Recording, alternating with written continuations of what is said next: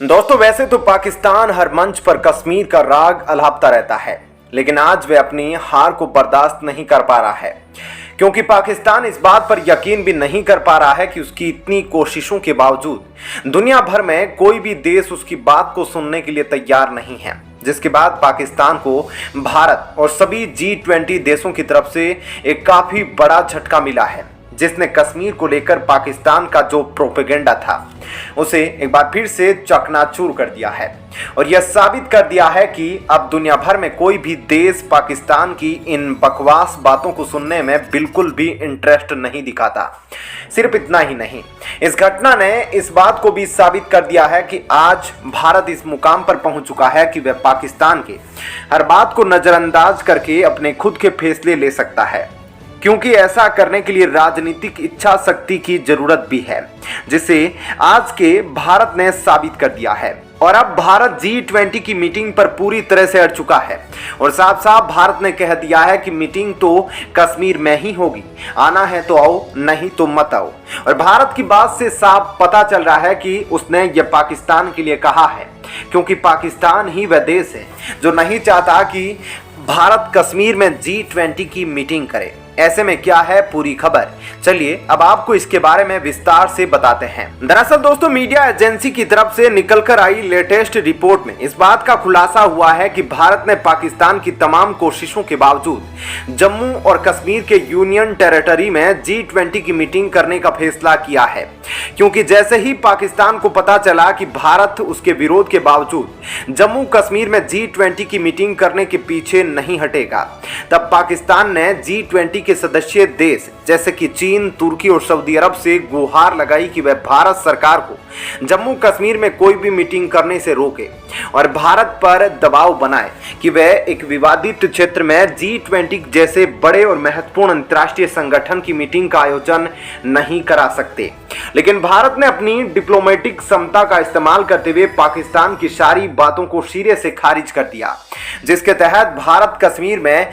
G20 की एक बड़ी मीटिंग का आयोजन करेगा और इस मीटिंग में सभी मेंबर देश साथ में मिलकर भारत की प्रेसिडेंसी के तहत कल्चर और हेरिटेज को बचाने जैसे मुद्दों पर बातचीत करेंगे, जिसमें एक और बड़ा मुद्दा यह होगा कि हम कैसे हमारे कल्चर और हेरिटेज को टेक्नोलॉजी के जरिए बचा सकते हैं, ताकि इनका इस्तेमाल एक मजबूत समाज के तौर पर किया जा सके, जिससे हम कल्चरल इंडस्ट्रीज को भी समर्थन दे सकेंगे जो पिछले सैकड़ों सालों से चले आ रहे हैं। आगे समझते हुए भारत की इस मीटिंग को G20 के लगभग सभी देशों को पूरा समर्थन है।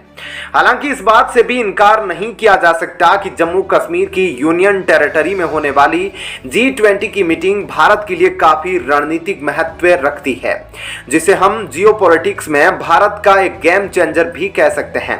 क्योंकि आज तक पाकिस्तान जहां एक तरफ अपने प्रोपेगेंडा का इस्तेमाल करके कश्मीर और कश्मीर के हालातों को बदनाम करता आया है, वहीं दूसरी तरफ जैसे ही G20 के रिप्रेजेंटेटिव खुद कश्मीर में उतरकर वहां के सामान्य हालातों को देखेंगे, पिछले 75 सालों में पाकिस्तान का किया गया पूरा प्रोपेगेंडा बर्बाद हो जाएगा और कश्मीर समेत भारत की एक नई इमेज अंतर्राष्ट्रीय स्तर पर सामने आएगी। लेकिन कश्मीर में G20 की मीटिंग का सफल आयोजन करने के बाद भारत अब अरुणाचल प्रदेश की तरफ देखेगा, जहां पर आगे भारत को G20 का आयोजन करना है, जो बिल्कुल पाकिस्तान की तरह चीन के दावों को खारिज कर देगा, क्योंकि आज पूरी दुनिया भर के सभी देश अरुणाचल प्रदेश को भारत का एक अभिन्न हिस्सा मानते हैं, जिसके तहत अगर G20 की मीटिंग अरुणाचल प्रदेश में की जाए तो यह भारत के क्लेम को पूरी तरह से प्रमाणित कर देगा।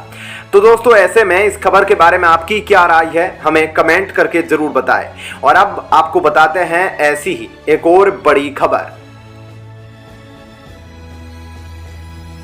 दोस्तों, जैसा कि आप सब जानते हैं कि यूक्रेन युद्ध के बाद से रूस को कई देशों के प्रतिबंध झेलने पड़ रहे हैं और ऐसे में भारत ही है जो शुरुआत से ही प्रतिबंध होने के बावजूद रूस का साथ देता नजर आया है, जिसके बाद कई यूरोपीय देशों ने भारत पर इसके लिए प्रतिबंध लगाने की बात की थी, जिसके लिए अमेरिका ने साफ साफ मना कर दिया था। लेकिन अब एक बार फिर रूस ने भारत से मदद मांगी है और इसके लिए रूस ने भारत को इनविटेशन भी भेजा है लेकिन सवाल यह उठता है कि क्या रूस के इनविटेशन को मानते हुए भारत वहां जाएगा या नहीं, क्योंकि अगर भारत रूस का इनविटेशन एक्सेप्ट करता है तो आगे जाकर भारत को इसके लिए प्रतिबंध झेलने पड़ सकते हैं।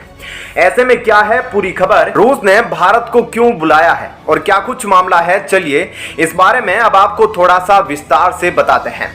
दोस्तों, हाल ही में रूस ने भारत को बुलावा भेज दिया है और यह बुलावा किस लिए है, तो आपको बता दें कि रूस के खेल मंत्री इस वक्त भारत में हैं और उन्होंने कहा है कि हम SCO गेम्स करेंगे और इसमें आप भी आ जाइए। इसमें भारत के लिए समस्या यह है क्योंकि इंटरनेशनल ओलंपिक ने बेलारूस और रूस के ऊपर प्रतिबंध लगा रखे हैं कि यहां आप किसी खेल में शामिल नहीं हो सकते, वरना इसका परिणाम आपको भुगतना होगा। आप स्क्रीन पर आर्टिकल देख सकते हैं जिसमें भारत को रूस की तरफ से बुलावा भेजा गया है और हाल ही में जो विंटर ओलंपिक हुआ था वहां रूस ने अपना झंडा इस्तेमाल नहीं किया था। इसके अलावा भी कई देशों में स्पोर्ट्स हो रहे हैं, वहां भी रूस और बेलारूस को इसके अंदर खेलने नहीं दिया जा रहा है। ऐसे में भारत अगर इस गेम में हिस्सा लेता है तो भारत के लिए सवाल उठने लाजमी हैं और भारत के ऊपर प्रतिबंध भी लग सकते हैं, क्योंकि हाल ही में भारत के इंडियन ओलंपिक एसोसिएशन में 14 महीनों का बैन लगा था 2012 में, जिसकी वजह से भारत ऐसा रिस्क लेना नहीं चाहेगा।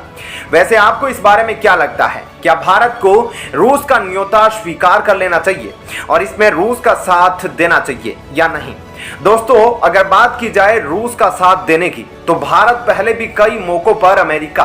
और पश्चिमी देशों के खिलाफ जाकर उसका साथ दे चुका है और इसके लिए भारत को पश्चिमी देशों से काफी कुछ सुनना भी पड़ा है और यहां तक कि उन्होंने तो भारत पर प्रतिबंध लगाने तक की धमकी दे दी थी, क्योंकि पश्चिमी देशों के हिसाब से रूस यूक्रेन युद्ध में रूस अभी तक टिका हुआ इसी वजह से है क्योंकि भारत ने रूस को काफी सपोर्ट किया, जबकि उस समय पर अमेरिका ने भारत को सीधे तौर पर सपोर्ट किया था और पश्चिमी देशों से साफ साफ कह दिया था कि वे भारत पर प्रतिबंध नहीं लगा सकते, क्योंकि भारत ने सीधे तौर पर इस युद्ध में किसी भी देश का साथ नहीं दिया है और अगर वह रूस से तेल खरीद रहा है तो यह उसका खुद का फैसला है और वह अपने देश की जरूरत को ध्यान में रखते हुए ऐसा कर रहा है, इसलिए इसके लिए भारत पर प्रतिबंध नहीं लगाए जा सकते। ऐसे में सीधे तौर पर इस मामले में अमेरिका ने भारत का साथ दिया था, लेकिन बात अब यहां आती है कि इस बार जब रूस भारत को बुला रहा है तब भारत जाता है और रूस का साथ देता है या नहीं, और अगर भारत ऐसा करता है तो कहीं ना कहीं भारत के ऊपर प्रतिबंध लगाने के चांसेस बढ़ेंगे, क्योंकि अगर ऐसा होता है और पश्चिमी देश और अमेरिका मिलकर भारत के खिलाफ इस मामले में अगर आते हैं तो भारत पर सीधे तौर पर प्रतिबंध लगा दिए जाएंगे और जो भारत के लिए काफी मुश्किलें पैदा कर सकते हैं और दूसरी तरफ भारत का दोस्त रूस है, तो भारत को यह फैसला काफी सोच समझ कर लेना चाहिए। तो दोस्तों, ऐसे में इस खबर के बारे में आपकी क्या राय है, हमें कमेंट करके जरूर बताएं।